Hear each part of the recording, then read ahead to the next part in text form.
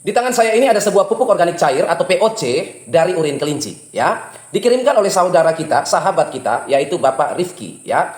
Beliau ini seorang petani, petani cabai, ya, petani bawang merah dan petani sayur-sayuran seperti kangkung. Bertani selama ini dan kemudian kebetulan memiliki peternakan kelinci, ya. Beliau juga bisnis kelinci. Jadi beliau melihat bahwa urin kelinci ini terbuang sia-sia. Dia gunakan sebagai pupuk organik cair untuk menekan biaya pupuk kimia atau pupuk sintetis, ya. Hasilnya bagus setelah digunakan oleh Bapak Rifki. Keterangan yang diberikan oleh Bapak Rifki sebelum mengirimkan ini kepada saya untuk saya teliti. Baik.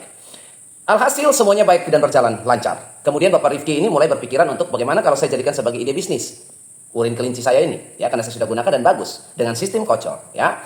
Kemudian mulai ditawarkan di petani lokal di daerahnya dan ya laku terjual. Di petani lokal ada yang membeli dengan bentuk mentah, urin mentah, lalu diproses sendiri, harga tentu lebih murah. Kemudian ada yang membelinya dalam bentuk yang sudah difermentasi oleh Bapak Rifki. Nah, kemudian muncul kecurigaan atau ketakutan dari Bapak Rifki sendiri. Saya takut Pak Roni, orang menggunakan POC saya dan tanamannya rusak, kuning, kebakar atau burning, ya, karena penyepraian pada daun. Saya takut urin ini bisa membuat daun petani yang membeli POC saya ini rusak. Lalu komplain, mengadu, bahkan melaporkan. Jadi saya mengirimkan saja sampelnya untuk Pak Roni coba lihat, teliti, apakah ketakutan saya ini berdasarkan yang saya kirimkan data itu, apakah itu bisa terjadi? Tentu saja bisa. Ketakutan Bapak, saya bisa jamin 99% akan terjadi. Kalau dispray akan kuning? Ya, akan kuning. Kalau di ini akan disemprot ke daun tanaman atau dikocor di akar langsung akan hangus? Ya, akan hangus. Ya, nah gini Bapak Ibu, ya. Akhirnya Bapak Rifki berlangganan di admin, ya. Lihat nomor WA admin di kolom deskripsi di bawah video ini, lalu mulai berbayar ke admin dan mulai mengirimkan produk ini untuk saya teliti. Gini, begitu sampai di tangan saya, diserahkan oleh admin POC ini, Bapak Rifki, begitu saya buka, saya langsung gak tahan. Karena aromanya ini menyengat sekali. Ini bukan POC, ya. Ini urin mentah. Tapi Pak Roni, saya sudah fermentasi, berarti fermentasi Anda gagal. Ya, fermentasi itu efek fisik ya, visual ya. Memang bening, fermentasi itu hasilnya bening, tidak keruh. Yang kedua, aromanya. Aromanya sudah wangi, sudah harum, harum fermentasi, khas. Fermentasi itu kenapa dia dibilang fermentasi? Karena khas aromanya fermentasi. Bau tape, bau harum, bau etanol, bau asam organik. Seperti tidak bau busuk atau bau amis. Ini masih berbau busuk dan berbau amis. Berarti ini mentah. Nah, kalau kita melihat kandungannya, kenapa dipilih urin kelinci ini? Karena urin kelinci ini lebih tinggi nilai nitrogennya ketimbang urin yang lain. Ya, saya kasih contoh, misalnya urin sapi. Urin sapi itu dan urin kambing atau domba setelah difermentasi paling berapa? 3 gram per liter. Jadi 1 liter itu urin sapi, kambing, kerbau dan lain sebagainya itu hanya punya 3 gram, 2 gram per liter. Jadi hanya 2 gram per liter. Sedangkan urin kelinci ini kalau difermentasi 9 gram per liter. Kenapa satuannya gram per liter Pak Roni, tidak persen saja ya? Karena dia bentuknya cair. Barang padat, urea padat yang dilarutkan ke dalam air seperti POC ini. Ya, artinya nitrogen yang terkandung atau terlarut di dalam benda cair ini. Maka kita hitung gram per liter. Jadi dia lebih tinggi urin kelinci ini, 9 kalau sudah difermentasi. Kalau masih mentah seperti ini bagaimana Pak Roni? Oh, ini 11 ini.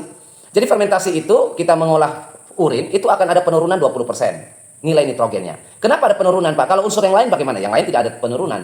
Fosfor tidak mungkin terjadi penurunan, kalium tidak terjadi penurunan. Yang terjadi penurunan itu hanya nitrogen. Karena apa? Karena dia bentuknya gas, dia menguap. Pada saat proses nitrifikasi dari amonia urin ini menjadi amonium, maka itu akan terbentuk gas dan karbon dioksida yang akan menguap ke atas. Amoniak akan menguap, amonium akan menguap. Tetapi tenang saja, fermentasi yang kita lakukan untuk membuat pupuk organik cair itu penurunan 20% itu lebih baik daripada kita memberikan secara mentah. Karena ketika kita berikan mentah, langsung campur air 1:20, 1:15 atau 1:10 urin mentah, lalu kita aplikasikan, nggak menguap habis. Karena prosesnya di alam terbuka. Ya, dari amoniak menjadi amonium itu menguap, kemudian terjadi hanya sedikit saja berubah menjadi nitrat dan dimanfaatkan oleh tanaman. Penguapan akan lebih besar, kehilangan akan lebih besar kalau kita menggunakan mentah. Maka alternatifnya adalah kita fermentasi. Supaya kita hanya korbankan 20% pada saat proses dan dia tetap stabil di 9 gram per liter. Jadi urin fermentasi itu rata-rata di 9 gram. Penelitian banyak, uji lab banyak ya. Saya mau uji lab juga saya sudah tahu hasilnya. Ngapain saya buang uang lagi?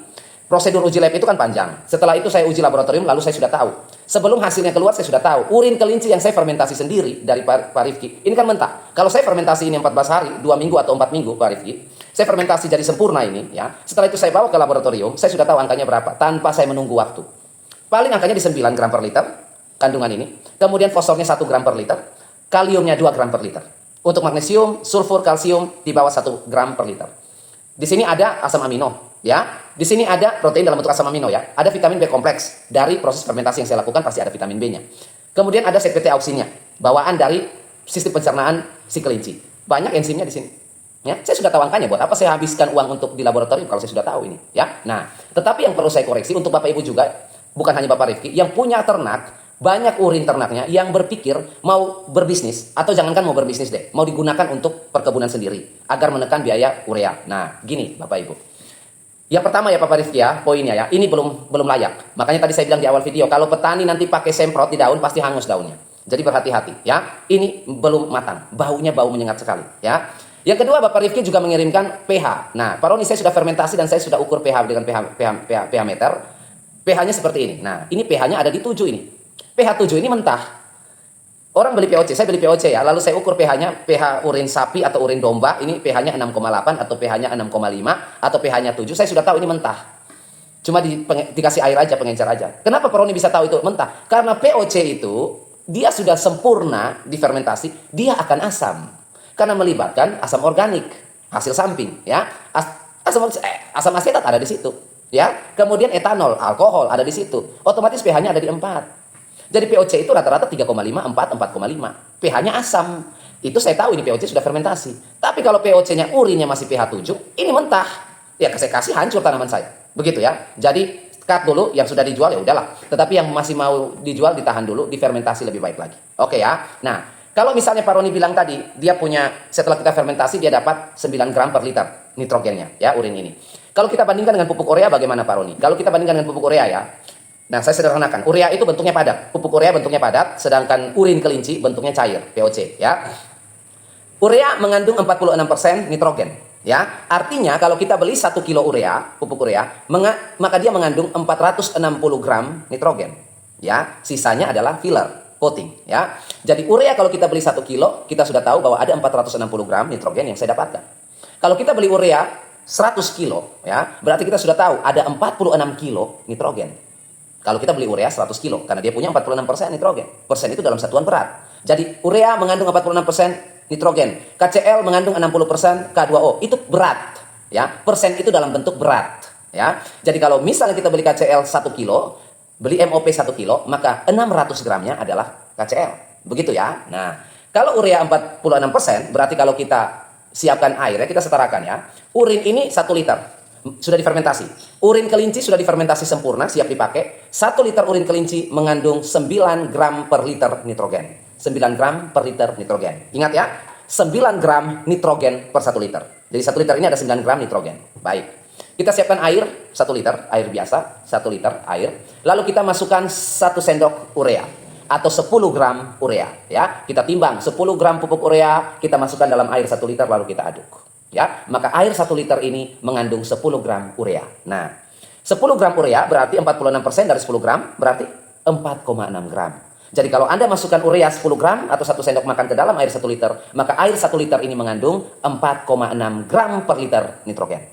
Ya, oke, kita sudah bikin 1 liter air yang dikasih masuk urea 10 gram mengandung 4,6 gram nitrogen per 1 liter dan urin mengandung 9 gram nitrogen per 1 liter. Otomatis Anda akan bertanya, kenapa urea 10 gram dalam 1 liter lebih sedikit? Karena dia 4,6 saja, sedangkan urin 9. Artinya kita butuh 20 gram urea, 2 sendok makan baru bisa setara dengan 1 liter urin. Jadi urin kelinci fermentasi 2 kali lipat nilai kandungan nitrogennya daripada pupuk urea. Karena urea kita butuh 20 gram, baru bisa sama. Sedangkan urin cuma 1 liter. Begitu ya. Nah, jadi urin apakah dia 2 kali lipat nilai nitrogen terlarut dalam air daripada pupuk urea itu sendiri? Ya, jawabannya. Secara matematik. Secara angka. Ya, secara angka benar. Dia 2 kali lipat urea. Karena urea hanya 4,6 gram per liter. Dia 4,6 gram per liter sama 9 gram per liter. 2 kali lipat urea. Ya, tetapi itu yang saya bilang dalam segi matematik. Kalau misalnya kita aplikasikan, beda cerita bos. Iya kan? Urea yang kita larutkan 4,6 gram per 1 liter air ini kita tuang ke dalam tanaman kita, durian kita, ya. Maka langsung dimakan 4,6 atau terjadi reaksi 4,6 di situ. Artinya tanaman mendapatkan asupan nitrogen 4,6 gram per liter. Oke ya. Tetapi apakah urin 9 gram per liter ini mau Bapak Ibu tuangin langsung di akar tanaman? Mau langsung diberikan pada tanaman 1 liter ini agar dapat 9 gram per liter? Tentu saja tidak. Karena apa? Asam. Ya. Tanaman kita akan mati. Begitu ya. Otomatis urin ini akan kita encerkan. Ya, encerkan dengan cara apa Pak? Ya, dengan cara dilarutkan dengan air. Perbandingan berapa? Saya kasih contoh sesuai kasus Pak Rifki. Saya petani cabai, 1 liter dicampur kepada 10 liter. 1:10 untuk cabai tomat terong. Ya. Kita campur lagi dengan air 10 liter. Alhasil dia menjadi 11 liter. ya. Pak Roni, saya juga petani bawang, 1:15, tanaman umbi, ya. 1:15 berarti 1 liter urin kelinci dicampur dengan 15 liter air, totalnya 16 liter POC, siap pakai. Kemudian saya punya sayur-sayuran kangkung, kata Pak Rifki, sawi, bayam, dan lain sebagainya, sayuran daun, panen 25-26 hari. Kita pakai 1:20. Urin ini 1 liter kita campur dengan 20 liter air, totalnya 21 liter. Nah, sekarang kita konversi. Kalau tadi urea 10 gram, cemplungin ke dalam 1 liter, hanya nilainya 4,6 gram per liter kita berikan pada tanaman, lebih kecil daripada dia yang 9. Bagaimana ceritanya kalau kita berikan ke cabai urin ini? Kita larutkan kepada air 10 liter. Berarti total larutan kita adalah 11 liter. Nah, tadinya dia punya 9 gram per liter nitrogen, ketika dia dicampur dengan 10 liter air sebagai pengencer 1:10 tadi, maka dari 11 liter air itu mengandung nitrogen berapa? 0,8 gram per liter. Jauh lebih kecil dari urea lagi. Karena apa? Karena dia bukan siap pakai. Dia harus diencerkan. Gitu ya. Jadi itu yang saya bilang, kalau kita hitung matematik, urea kalah 2 kali lipat. Tetapi kalau kita hitung praktek atau aplikasi, urea unggul berpuluh-puluh kali lipat. Oke, jadi bagaimana Pak Roni untuk bisa setarakan itu? Untuk kita bisa setarakan, saya kasih analogi sederhana. Urea yang kita butuhkan 1 kilo dibanding dengan urin kelinci 500 liter. Ya, baru bisa sama. Ya, saya kasih contoh. Urea, kita beli pupuk urea kita beli 1 kilogram, 1 kemasan, nitrea misalnya. Kita beli nitrea 1 kilo. Kita masukkan nitrea 1 kilo ini ke dalam drum 500 liter. Ya, urea 1 kilo kita larutkan kepada air 500 liter. Sebanyak itu, ya. Nilainya setelah diaduk, air 500 liter itu mengandung 0,8 gram per liter nitrogen. Ya, sedangkan POC ini Bapak Ibu butuh 50 liter. Jadi siapkan air sama dengan urea 500 liter, siapkan air. Lalu Bapak Ibu perlu siapkan urin kelinci sebanyak 50 liter. 50 liter inilah yang nanti dicemplungin masuk ke dalam 500 liter itu, baru dia bisa sama. Jadi urea hanya kita butuh 1 kilo, urin kelinci kita butuh 50 liter. Perbandingannya langsung 1:50. Urea lebih unggul 50 kali lipat daripada urin kelinci. Kalau mau diaplikasikan. Tetapi kalau hanya dihitung saja matematik, maka urin kelinci lebih unggul 2 kali lipat dari urea. Seperti itu ya. Nah, itu simulasinya ya. Jadi tipsnya untuk kita bagaimana? Jadi tips untuk Pak Rifki ya. Tipsnya adalah difermentasi dulu, itu yang pertama. Fermentasi urin itu sifatnya anaerob ya. Artinya kita libatkan agen hayati perombak yang tidak membutuhkan oksigen. Karena fermentasi akan kita lakukan tertutup atau kedap udara.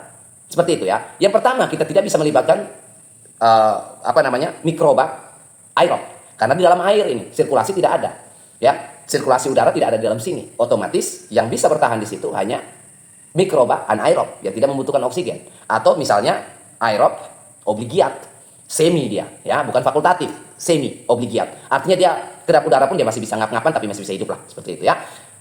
Kita bikin wadah ya, kita bikin wadah fermentasi POC, Bapak Ibu sudah tahu caranya.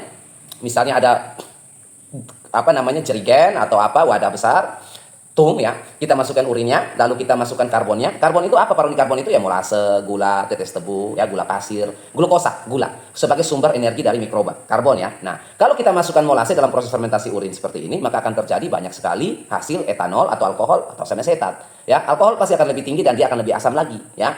Karena apa? Karena proses fermentasi gula tadi menjadi alkohol. Nah, baiknya bagaimana ya? Kita akali saja karbon ini. Jangan kita masukin molase atau gula supaya alkohol jangan banyak. pH-nya tetap stabil. Caranya bagaimana Pak Roni? Kita masukkan unsur karbon yang lain. Banyak, misalnya buah alpukat, karbohidrat tinggi kan? Buah pisang, karbohidrat tinggi. Kemudian singkong rebus, karbohidrat tinggi. Kentang rebus yang nggak kemakan, nasi basi, dan lain sebagainya. Ya, nasi yang nggak kemakan, jagung yang rebus yang nggak kemakan, itu kan karbon semua itu. Ya, mereka memiliki gula yang tinggi. Karbohidrat kan memiliki gula yang tinggi. Nanti akan digunakan mereka sebagai bahan mesin atau tenaga. Ketimbang kita kasih molase yang nanti dirubah menjadi alkohol. Jadi kita bisa tambahkan barang-barang itu. Setelah itu kita masukkan ke komposer seperti M21 atau M4. Kalau saya saran sih M21 lebih jago dia. Ya, bukan lebih jago dari M4, tapi lebih banyak mikrobanya. Ya, nah produknya seperti ini. Ya, kita masukkan 10% ya, kemudian lalu kita tutup rapat tung atau jerigen kita, campur aduk lalu tutup rapat. Lalu setelah itu kita bikin pipa, ya lubang untuk selang ya, kita buat lubang untuk selang. Ya seperti Bapak Ibu lihatlah, orang fermentasi tutup rapat, lalu dibuat lubang kecil, dimasukin selang untuk nanti gasnya keluar dari selang itu, dan ujung selang itu dimasukin ke dalam botol yang diisi air. Jadi tidak terkontaminan, ya tidak terpapar. Gas yang terbentuk dari fermentasi urin kita akan keluar lewat selang itu, masuk ke dalam air, muncullah gelembung. Ya, gelembung itu kan pecah, gelembung. Jadi dia tidak keluar, dia adanya dalam air, jadi tidak terkontaminasi. Setelah gelembung itu selesai, maka fermentasi sudah selesai. Bisa kita ambil urinnya dan kita bisa aplikasikan dengan perbandingan 1:20, 1:10 atau 1:15 kepada jenis tanaman kita. Nah, jadi seperti itu Pak Rifki ya. Diproses lagi agar nanti aromanya lebih wangi, aromanya lebih bagus, dan kalau bisa lebih banyak bahan unsur yang lain. Penambahan karbon yang saya bilang tadi seperti jagung rebus, kentang rebus ya, rebusan-rebusan itu atau karbohidrat yang lain itu bukan cuma kita memberikan karbon kepada mikroba perombak, tetapi kita menambahkan unsur yang lain. Supaya ketika nanti dia jadi, Bapak Rifki pergi ke laboratorium di daerah Bapak Rifki, ya paling berapa itu untuk NPK, paling 250-500 ribu lah biayanya, itu paling mahal. Ya murah kok, cuma administrasinya saja. Kalau kita ke lab untuk uji itu, Bapak Ibu, yang ribet itu nanti persyaratan, itu aja sih. Tapi kalau setelah persyaratan sudah lolos, sampel udah diberikan, ya tinggal tunggu saja, cepat dan biayanya murah. Ya, universitas juga ada biasanya ya, peternakan atau pertanian biasanya ada labnya. Ya. Nah, setelah itu sudah jadi, baru Bapak Rifki bisa lihat kandungannya berapa, apa saja yang terkandung, dan sudah bisa kita tentukan cara aplikasi, dosis pertanaman, ya, dan intervalnya. Kita sudah bisa hitung, ya. Baik, jadi itu saja untuk Bapak Ibu semua yang punya hewan ternak seperti Bapak Rifki. Sayang nih saya punya ternak, urinnya terbuang, bisa dimanfaatkan seperti itu, ya. Baik, kita lanjut ya, dan akhir kata saya ucapkan, tetaplah selalu berbagi dan menabur kebaikan setiap saat.